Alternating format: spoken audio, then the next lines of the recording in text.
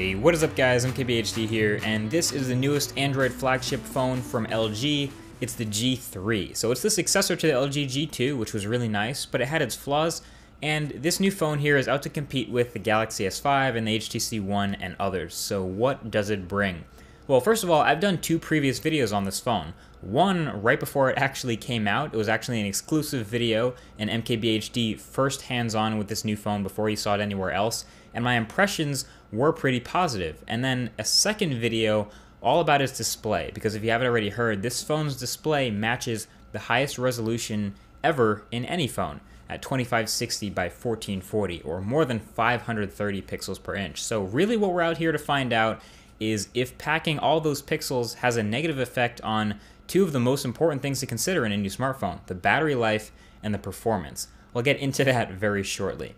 But really, we've already seen that this is a very handsome phone. That's the first thing that struck me about it. It's plastic, yes, but with this brushed metal looking finish, it kind of fakes a metal look, but it keeps the phone much lighter by using plastic, and it has a curved back that fits in your hand pretty nicely. So I actually like the way it feels in the hand.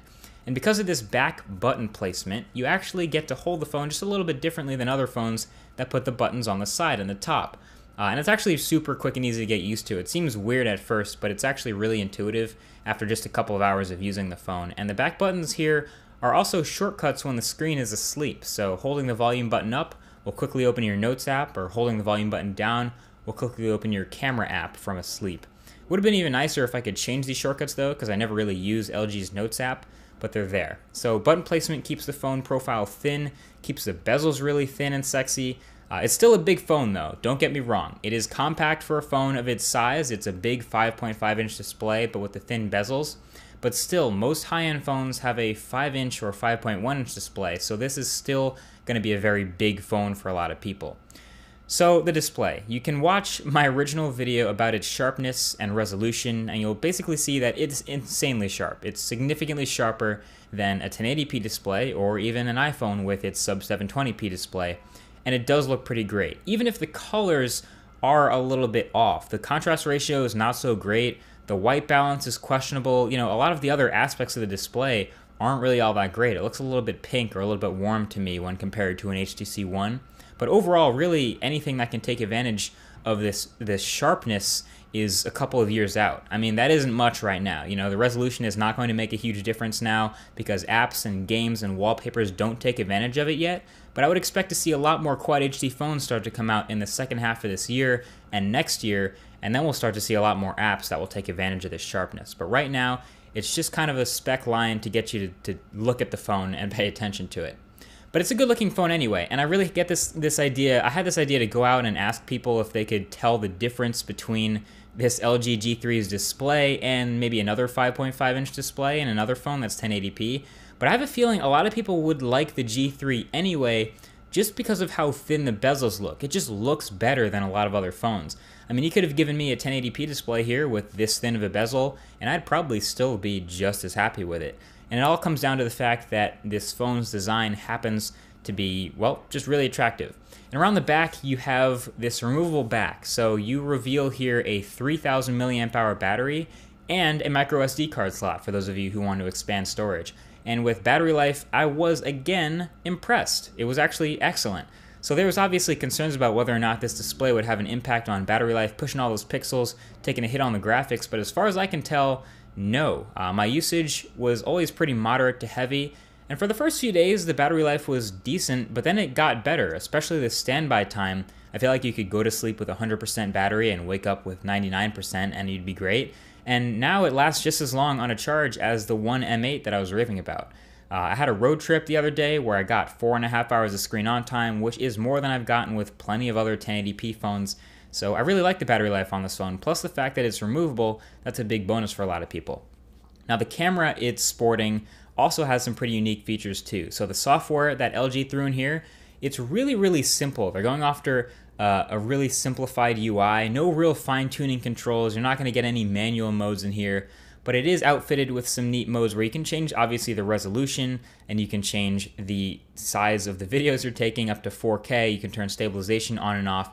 But you also have this magic focus mode, you have a fist gesture selfie, which lets you just make a fist and then open it, and it'll start the countdown timer, so you don't actually have to touch your phone to take a selfie. I know, it's a selfie feature, but whatever. And then you have laser autofocus, and that is really, really great. So laser autofocus on the back of this phone, you might have been wondering what that last little port does. It actually fires a laser at the thing you're taking a picture of, and then reflects it back and is able to tell exactly how far away the subject is, focus the camera, and take the picture. And that all happens extremely quickly.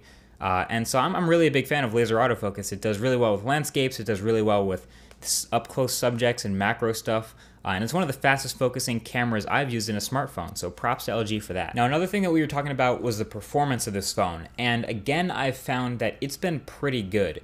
If you check it out versus another high-end phone with a 1080p display, like the HTC One M8 or the Galaxy S5 or something like that, it holds up pretty much exactly the same. The only tiny little thing I found, which is kind of ironic because I saw it in another phone, is a little bit of a delay with the soft buttons, but a lot of these little minor things can be fixed with a software update. There were concerns about the graphics taking a hit because of all these pixels. I would say I don't see anything. The gaming is exactly the same, the opening and closing apps is exactly the same, the scrolling, the frame rates, everything still looks great. So this is, of course, the LG skin on top of Android 4.4 KitKat. And it seems to perform really well, and the design is okay. Now, a lot of people are really gushing over this design. I just think it's okay. It's definitely better than the skin that was in the LG G2, so I appreciate that improvement, but of course, you know how I feel about Android skins already. There are a couple of things I would like to see changed. You can only really see maybe 2, sometimes 3 notifications at once before you have to scroll, just because of how much stuff is going on in the notification bar. The settings app is still pretty ugly and I think awful to navigate. It's been a while since the skin phone did settings well, and I think most smartphones could really use an overhaul to the settings app. And the multitasking, it's smart, it makes a lot of sense. The pinch to zoom to be able to see more or less apps at the same time is smart, but is this really how you wanted it to look? I'm not sure that I really like the way it appears. But there's also plenty of other interesting, great stuff about this LG skin. One thing I love, the LG keyboard is really nice. If you go into the keyboard settings, you can pick exactly how tall it is. When I first got the phone out the box, the keyboard was actually too small for me, despite it having a big display. But I have big hands, I made the screen and the keyboard bigger, and now I love that it has the number pad available all the time. It's great. I also love that the enhanced clipboard feature is so smart. I think every phone should adopt something like this. It remembers multiple things that you can copy, multiple screenshots, multiple things that you want to paste, and whenever you hold down to start to try to paste something, it'll ask you which thing you want to paste. It's very, very useful. Also, LG has a couple of these notices, these smart cards, which I thought were pretty funny. I don't know why I found them so funny. You could just go to Google Now for the weather, but it always felt the need to give me a long sentence about how the day was going to go, so that was nice. And there's plenty of other features that LG's worked on. There's the dual window for multitasking. There's the knock code for unlocking your phone. I stopped using it, but it is pretty neat. So tons of stuff like that. The 1 amp speaker on the back of this phone, it's supposed to be amplified. It's supposed to be special. It's not special. I mean, it's kind of loud a little bit, but it's really kind of just like any other back-facing speaker phone. I also wish the notification LED was a little bigger, just because I've been messing with a lot of phones recently that it's way brighter on. But overall, really, you gotta admit, the G3 is a complete package. There are a lot of great things about this phone. If you're coming from a G2, you're gonna like a lot of the improvements, especially in the software department. And you just can't say no to that display when you're future-proof like that. The one weird thing that I found was it tends to heat up a little bit. I have screenshots of times where it would tell me I can't brighten the phone anymore because if I do, it'll overheat and it basically doesn't want me to. So it's trying to cool the phone down by limiting how bright I can make the display. And one time I was navigating in Google Maps and it actually threatened to basically say it's gonna turn off soon if you don't cool this phone down. So sometimes it does heat up a little bit more than other phones I've used. I haven't gotten that notice on other phones, but other than that, I gotta love it. So bottom line is, I am really a fan of what I'm seeing on the LG G3, and I really like it. Now, if you'd asked me what I thought the best phones of 2014 would be at the beginning of this year, I might have left the LG G3 off the list, just because I wasn't a huge fan of the G2, I wasn't a fan of LG's skin, not as much as some other people anyway, so I probably would have gone straight to the Galaxy series and the Note series and the HTC One, but now that this is out, and now that we know everything we know about it, it's clearly, easily one of the best phones that's come out this year, if not the best, especially because of the display. So Again, let me know what you guys think of this LG G3. That's been it for this full video review. Thank you for watching. And if you have any other questions or comments about it, feel free to drop those in the comment section below so I can answer them and talk to you guys. Again, thanks for watching, and I'll talk to you guys in the next one. Peace.